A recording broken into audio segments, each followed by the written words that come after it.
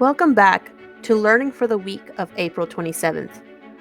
We return to Unit 8, Investigating the Interdependence Among the Living Systems. This week, we are exploring environmental changes and humans' impact on the ocean. Let's get started. Last week, we learned about relationships within an ecosystem. Let's review.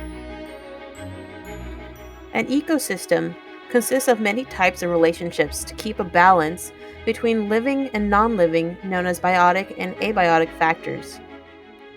The sun provides 100% energy to producers, which follows our 10% rule. The 10% rule states that as each consumer eats, there is a 90% loss and only receives 10% of energy.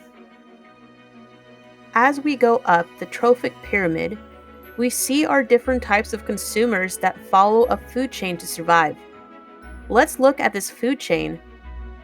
Let's label each organism.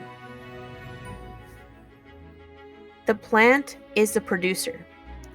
The grasshopper, which eats the plant, is a primary consumer. The bird, which eats the grasshopper, is a secondary consumer.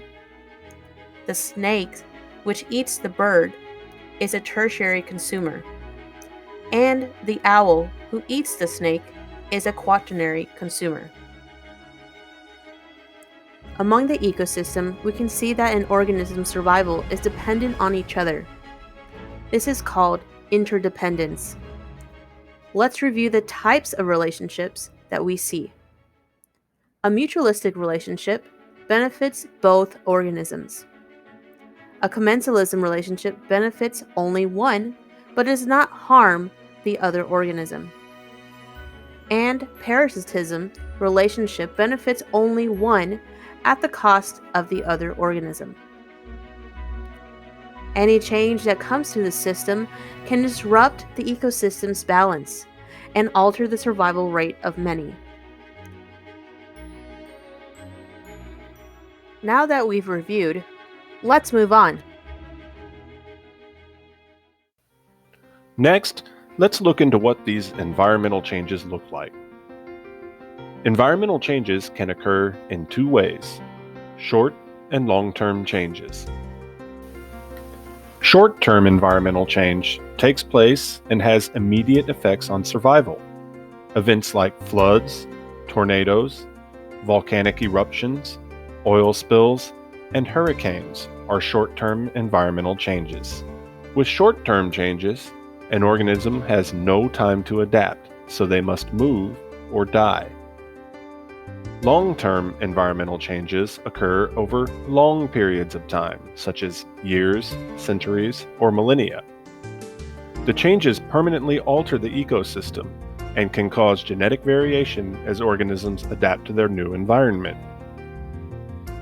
Examples of long-term environmental change are ice ages, urbanization, radioactive waste, global warming, water pollution, or extinction.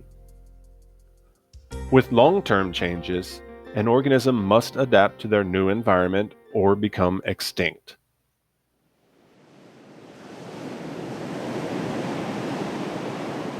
Ocean systems have a role of great importance for humans.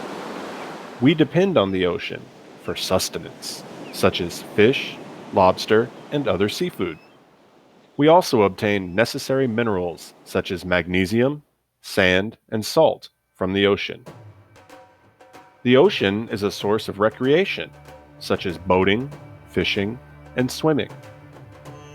By interacting with ocean systems in these ways, humans can have a large impact. A great deal of our pollution ends up in the ocean via runoff carrying toxic chemicals or excessive nutrients, which degrade water quality. These chemicals can kill ocean plants and disrupt the ecosystem. In addition, commercial harvesting of seafood for profit can lead to overfishing and decrease populations of ocean organisms. Some scientists estimate that at the current rate of commercial harvesting, we will run out of most seafood staples within 30 years. Although human policies have had many negative effects on ocean systems, steps are being taken to address them. For example, the destruction of coral reefs has resulted in the construction of artificial reefs. These are man-made artificial structures that are built to promote marine life, control coastal erosion, and perform other functions of natural reefs.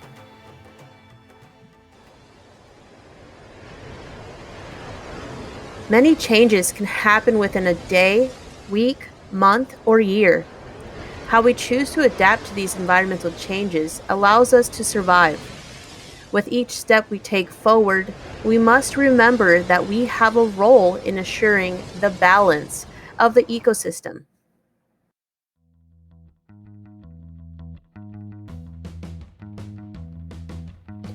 What is an example of short-term change? That's right, floods, hurricanes, or even tornadoes. You must move or risk dying. How would you define a long-term change? A permanent change that occurs over a long period of time.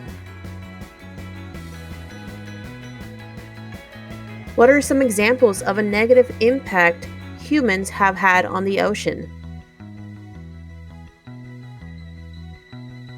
Runoff and commercial harvesting.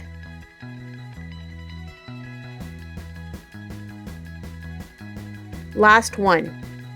How have humans taken steps to help the destruction of coral reefs?